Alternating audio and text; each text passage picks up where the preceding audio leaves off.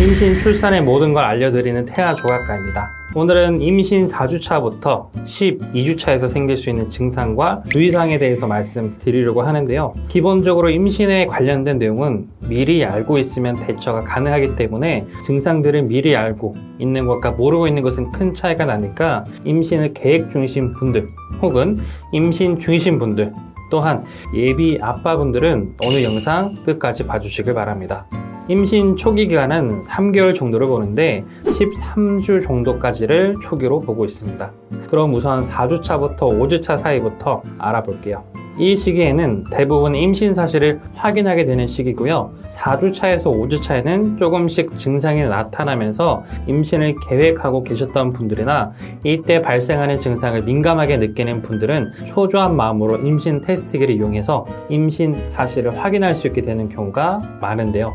그러면 이렇게 임신 테스트기를 이용해서 임신 사실을 확인하게 된다면 어떻게 하는 게 좋을까요? 정확한 임신 확인을 위해서 산부인과를 빠르게 찾아서 임신 여부를 파악하는 게 가장 확실합니다. 임신 사실은 무조건 빨리 알수록 좋은데요. 그 이유는 당연한 얘기겠지만 임신 초기의 음주, 흡연, 약 복용 및 기타 주의점들에 대해서 방지할 수 있기 때문에 그렇고요. 그렇기 때문에 임신 초기 증상들을 알아두고 그 증상들이 나타나게 되면 임신 테스트기를 사용한다거나 산부인과를 방문해서 임신 여부를 확인하는 게 좋습니다. 지금부터는 4주차에서 5주차의 증상에 대해서 알아보겠습니다. 이 시기에는 착상혈이 발생할 수 있는데요. 모든 사람에게서 나타난 것은 아니고 임산부의 20% 정도만 착상혈을 경험한다고 합니다. 수정란이 자궁 내막에 착상하는 과정에서 발생하는 착상혈은 보통 1에서 3일간 지속되고 출혈량은 적은 편이고요. 처음 착상혈을 경험하는 경우 생리 혹은 임신 중 출혈이나 유산으로 오해할 수 있는데 이건 정상적인 생리와 비교해서 확인을 꼭 해야 하기 때문에 가급적이면 이런 경우에는 산부인과 방문해서 진단을 받아보시는 걸 추천드립니다. 그리고 임신을 하게 되면 기초 체온이 올라가면서 미열이 생길 수 있고요. 이건 프로게스테론 때문에 생기는 현상인데 배란 시 항체에서 프로게스테론이 분비되면 기초 체온이 상승하고 월경이 시작되어서 미열이 발생할 수 있고 반대로 항체가 퇴화하면 프로게스테론 분비가 줄어 기초 체온이 내려갑니다. 대략적으로 임산부의 체온은 36.3도에서 37도 사이라고 하고 항체 호르몬은 3개월간 유지되어서 기초 체온은 지속되는 편입니다.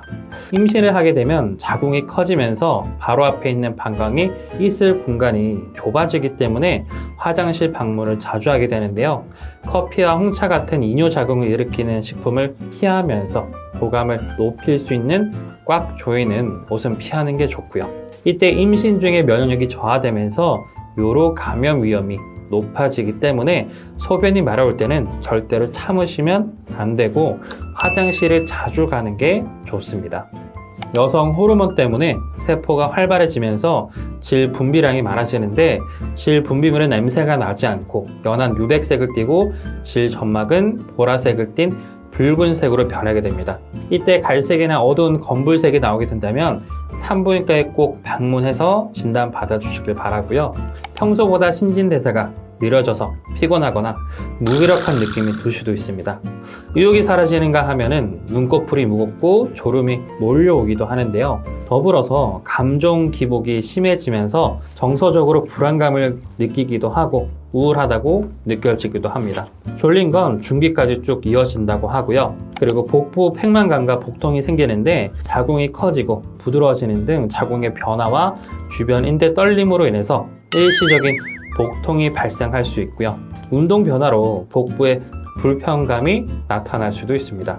그 밖에 자궁이 커지면서 장을 압박해 원활한 장 운동을 방해하면서 변비가 생기기도 하고요. 여기까지가 임신 4주차부터 5주차의 임산부가 겪을 수 있는 증상들입니다. 4주차부터 5주차 동안의 태아는 나팔관을 따라 이동한 수정란이 자궁 내막에 착상해서 세포 분열을 반복하는 시기인데요. 이땐 초음파로 임신을 확인하기 어려울 수 있고요. 만약 초음파를 통해서 임신낭이 보이면 심장, 위 등 장기가 형성되기 시작하는 시기입니다.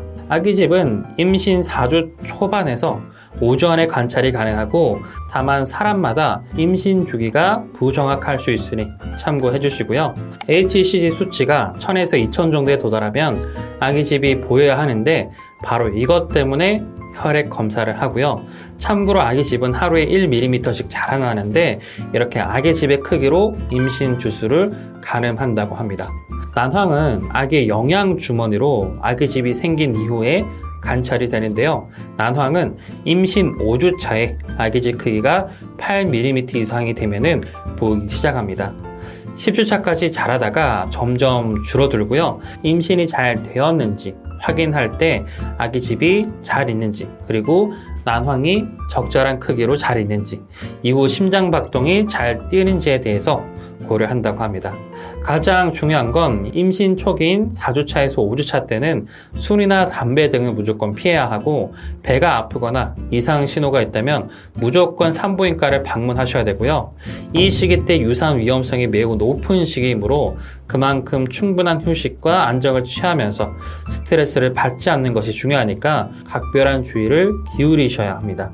만약 이러한 증상들이 느껴지신다면 산부인과에 방문해서 임신 사실을 확인해 보시는 게 좋고요. 다음은 임신 7주차부터 8주차를 알아보겠습니다. 산모에게는 외관상 배 크기나 몸무게 등은 변화하지 않아도 임신 초기 증상인 입덧이나 가슴 통증 등이 서서히 시작되게 되고요. 이때는 태아의 성장 속도가 빠른 편이고 유산 위험이 높은 시기이기 때문에 태아와 엄마의 건강에 집중을 해야 하는데요. 그럼 먼저 산모의 증상을 한번 알아보겠습니다. 첫 번째는 복부 통증 및 쑤시는 증상인데요. 주먹만 하던 자궁이 점점 부풀어서 큰 포도송이 크기 정도로 부풀게 됩니다. 자궁이 커지면서 배 통증과 욱신거림을 느낄 수 있고요. 아랫배가 콕콕 쑤시듯이 아프기도 합니다. 두 번째는 가슴 통증이 생길 수 있고 민감해지는데 가슴이 더 커지고 통증이 느껴지면서 모유 수유를 준비하기 위해 꼭지가 평소보다 솟아있고 색이 더 진해지고요. 아무래도 이전보다 더 민감해져서 따끔거릴 수 있어서 속옷 선택에 신경을 써주셔야 됩니다. 세 번째는 호르몬의 변화로 피가 가려울 수 있는데요. 충분한 수분 보충과 보습에 신경을 써줘야 되고요. 가려움은 온도가 높아지고 건조할수록 심해질 수 있으니까 긁지 마시고 보습 관리를 하시는 게 좋습니다. 네 번째는 체중이 증가하기 시작하는데요. 엄마가 살이 쪄서 느는 건 아니지만 체중이 너무 늘지 않도록 관리를 해줘야지 생활에 불편함도 덜어낼 수 있고 스트레스도 줄일 수 있습니다. 다섯 번째는 입덧이 생기는데 입덧은 임신 증상 중 가장 힘들게 하는 증상 중 하나인데요. 임신한 산모의 50%에서 80%가 메스꺼움을 느끼고 50%가 구토를 한 경험이 있다고 할 정도로 증상을 많이 겪는다고 합니다. 빠른 경우 6주부터 입덧 증상이 느껴지고 임신 8주에서 12주 때 가장 심하고 14주에서 16주 정도에 사라지거나 완화된다고 합니다. 입덧은 기본적으로 음식을 보거나 더러운 것 혹은 냄새 등에 의해서 헛구역질이나 구토를 하는 경우가 보통인데 심한 경우 양치질을 하다가도 구역질이 심하게 날 수가 있고 먹떡같이 평소와 다르게 식욕이 확 늘어서 좋아하지 않는 음식도 찾고 먹게 됩니다. 이때 먹은 것을 또 개워내기도 하고요. 매일매일이 메스껍고 고통스러울 수 있어서 호전될 수 있는 수단을 최대한 마련하시는 게 좋습니다. 만약 입덧 증상의 기간이 지나도 호전되지 않거나 복통이 동반되거나 열이 나고 두통이 있다면 반드시 전문의에게 알려야 하고 진찰을 받으셔야 되고요.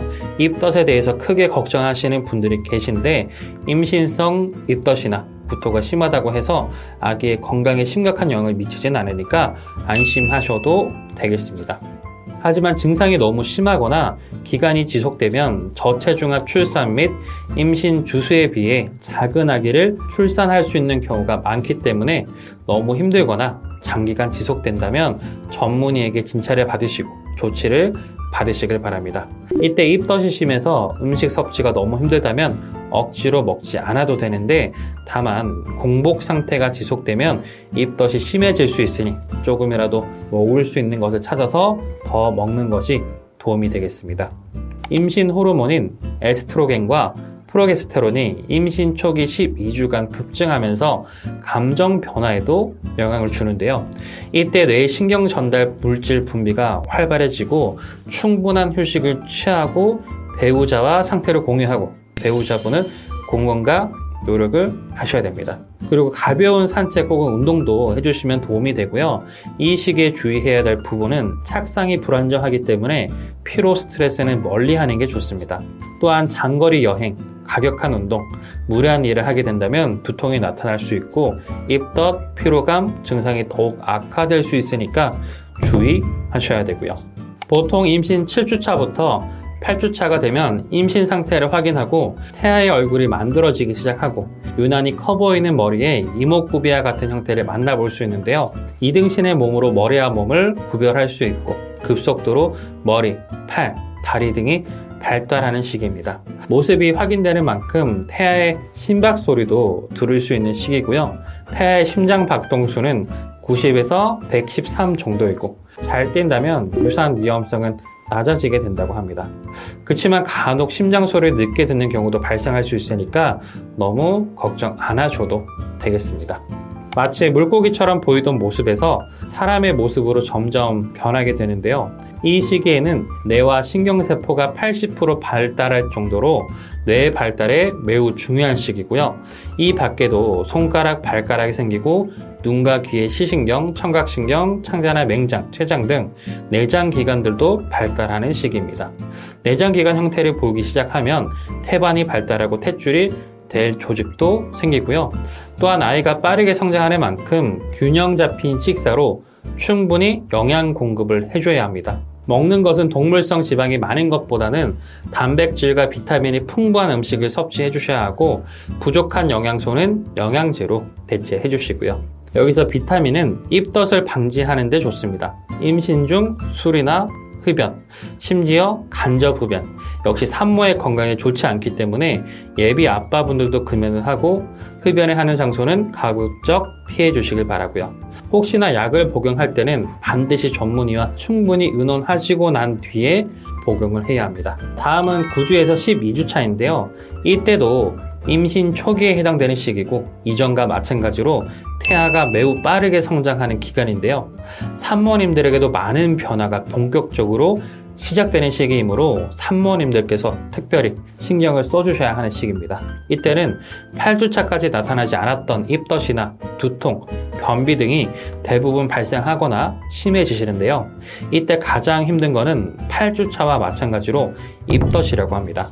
입덧은 10명 중 7명이 겪을 정도로 흔하면서 9주차부터 12주차에 가장 최고조에 이르게 되고요. 심한 경우 입덧은 임신 중기까지 가기도 하는데 대부분은 그래도 임신 중기 때 완화가 됩니다.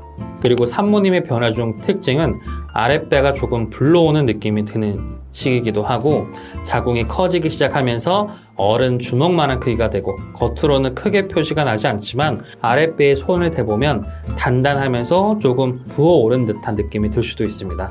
이때도 마찬가지로 소변이 자주 마렵고 변비가 생기고요. 가슴 쪽 크기가 커지면서 통증이 생깁니다. 유선이 발달하면서 유방이 지속적으로 변화하는데 이때 통증을 동반할 수 있고요. 또한 외음부에도 이전과 동일하게 분비물 양이 늘어나면서 질과 음부에 공급되는 혈액량이 증가하면서 진한 보라색을 띠게 됩니다. 이때는 속옷을 자주 갈아입으면서 청결을 유지하는 게 중요하고요. 또한 기초 체온이 증가하면서 몸이 나른하고 미열이 발생할 수 있고 자율신경이 잘 안 돼서 두통이 발생하면 무거워지는 느낌이 들 수도 있습니다. 그리고 월경 때마다 피부 트러블이 있으셨던 분들은 이 시기에는 피부 트러블이 발생할 가능성이 높아지고요. 피부가 가렵고 건조해질 수 있으니 보습 관리에 신경을 써주셔야 됩니다. 이번에는 태아의 상태를 알아보면 태아에게도 많은 변화가 생기는데요. 태아는 머리, 몸, 손발 등이 생기면서 전체적으로 3등신이 됩니다. 얼굴도 윤곽이 차츰 잡혀가는 시기이고 귀, 치아, 돌기가 형성되면서 피부가 두개층으로 분화하기 시작합니다. 11주에서 12주차쯤이면 신체상으로는 태아는 4배 정도 성장을 하게 되는데요. 세모가 자라나 솜털이 생기고 심장 소리를 들을 수 있게 됩니다. 태아는 손발을 움직이고 양수를 마시거나 신장이 형성되어서 소변을 양수로 내보내기도 합니다. 이때는 외부 생식기가 생기기 때문에 성별을 유추해 볼 수도 있고요. 그리고 촉감을 통해서 느낄 수 있는 시기이고 눈, 귀, 시신경 청각이 발달하는 시기입니다. 임신 12주 차에는 임신 초기 마지막 단계로 평균 키는 8cm에서 10cm 정도가 되고 몸무게는 20에서 30g 정도가 됩니다. 이렇게 태아가 건강하게 무럭무럭 자라면서 산모분들에게도 많은 변화가 생기는 시기이니만큼 안심하시고 태교에 집중하시는 게 더 좋으시고요. 아기집의 경우에도 아기의 건강 상태를 확인할 수 있는데 아이의 발달 상태에 따라 확인할 수 있는 권장하는 검사, 추천 임신 주수들이 있습니다. 예를 들어서 몸통 크기는 7에서 13주, 허벅지 뼈 길이는 12주에서 22주, 머리 지름은 17주에서 26주, 손 크기의 경우에는 임신 중기와 후기에 방문하시는 것이 좋습니다. 지금부터 산모님들의 건강관리 꿀팁을 알려드릴 건데요. 산모님들은 하루에 물 8잔 정도를 마셔주는 게 좋습니다. 입덧이 시작했다면 수분 부족이 일어나기 쉬우면서 체온이 올라가면서 땀을 많이 흘려 수분을 충분히 보충해 주셔야 되고요. 충분한 수분 섭취는 양수와 혈액을 만들어주고 노폐물 배출에 중요한 역할을 해주기 때문에 수분 섭취는 매우 중요합니다. 산모님들은 매일 입는 속옷은 편해야 하고요. 사이즈는 넉넉하고 배를 압박하지 않으면서 신축성이 좋은 속옷을 선택하는 게 좋습니다. 압박하는 팬티는 서해부를 압박해서 림프와 혈액을 방해할 수 있으니까 피하시면 좋겠고요. 그리고 피부에 자극이 적은 순면 속옷으로 착용하는 게 좋겠습니다. 임신 초기에는 두통이나 변비 등이 나타나는데요. 이러한 것들을 억지로 참을 필요는 없지만 임신 중이신 산모님들에게는 문제가 될 수 있으니까 가급적이면 12주 이후로 복용하는 게 좋고 반드시 전문의를 통해서 처방받아 복용하는 게 좋습니다. 고온으로 오를 수 있는 곳은 피하는 게 좋고요. 또한 함께 이용하는 시설이므로 감염 위험이 높고요. 목욕탕의 경우 미끄럽기 때문에 막상을 입을 수도 있으니까 그래서 가급적이면 피하시는 게 좋겠습니다. 영양 섭취 및 영양제 또한 꼭 챙기셔야 되고요. 아무래도 뱃속의 아이와 영양 성분을 공유하고 있다 보니 영양 요소가 줄어들면 그만큼 산모님의 건강도 악화될 수가 있고 아이의 건강에도 악영향을 미칠 수 있습니다. 올바른 식습관으로 영양 섭취를 하시고 전문의와 상담하면서 먹어도 되는 영양제 등으로 부족한 부분에 대한 엽산이라던가 비타민 등의 영양제를 꼭 챙겨 먹고 건강관리에 유념하시길 바라겠습니다. 이렇게 여러 증상들과 챙겨야 할 것이 너무나도 많기 때문에 정신이 없을 텐데 그래도 이 시기에 꼭 하셔야 되는 것들이 있고요. 지금부터는 꼭 해야 되는 것들을 알아보겠습니다. 임신 11주차에서 12주차 이 정도쯤에는 산전검사인 1차 기형아 검사를 받으실 건데요. 이때 산모님들이나 태아에게 이상 소견이 발견되면 태아보험을 가입하는 데 제약이 발생할 수 있습니다. 그래서 아예 1차 검사를 하기 전에 태아보험을 준비하는 게 좋고요. 만약 11주에서 12주차의 시기를 놓친다고 하더라도 이상 소견이 없었다면 15주에서 16주쯤에서 2차 검사 전에 준비를 하는 게 좋습니다. 분만 계획은 굉장히 중요한데요. 내가 우리 아이를 어디서 낳을지와 그리고 다니는 병원의 분만은 가능한지 또한 내가 사는 곳 근처에 분만이 가능한 곳은 어디인지 미리 체크하셔야 됩니다. 왜냐하면 예정일에 딱 맞춰서 아이를 출산하면 좋겠지만 사실상 출산일은 내 마음대로 정하는 게 아니라 예고 없이 찾아올 수 있기 때문에 미리미리 체크해서 알아두시면 도움이 되고요. 갑자기 해당 시기에 닥쳐서 알아보려면 많이 당황스러운 상황이 발생할 수 있으니까 꼭 미리 체크하셔야 됩니다. 분만 방법은 전문의와 충분한 상담을 통해서 제왕절개, 자연분만 등 충분히 고민을 해보시고 전문의의 의견에 맞춰서 결정하는 게 좋고요. 요즘에는 태교 여행을 많이 가시더라고요. 보통 임신 중기쯤 태교 여행을 떠나실 건데 미리 항공 숙박시설 예약은 필수고요. 그 외에 항공사 지침이나 주의사항은 없는지 미리 확인하시고 계획을 세우셔야 됩니다. 요즘은 대부분 출산 후에는 산후조리원에 들어가는데 인기가 많은 산후조리원은 인원이 몰리다 보니까 예약하기가 어려울 수 있습니다. 그렇기 때문에 산후조리원을 이용할 예정이라면 미리 산후조리원을 알아보시고 상담받고 예약해 주는 게 좋고요. 이렇게 임신 4주차부터 12주차까지 겪을 수 있는 여러 가지 증상들과 태아와 산모님들의 변화, 그리고 주의해야 되는 것들에 대해서도 알아보았습니다. 임신 초기에는 몸과 마음 모두 힘든 시기라서 각별한 주의가 필요하고요. 조금 더 힐링될 수 있는 쪽으로 사고를 전환하셔야 버틸 수 있습니다. 현재 출산을 앞둔 아내가 있는데요. 저는 초기에 참 힘들었던 기억이 새록새록 떠오릅니다. 물론 임신이 끝이 아니라 아이를 낳고 키우는 것도 힘들겠지만 저와 같은 초보 엄마, 초보 아빠가 오늘 영상을 보시고 조금 더 나아졌으면 하는 바람입니다. 도움되셨다면 구독, 좋아요, 알림 설정 부탁드리고요.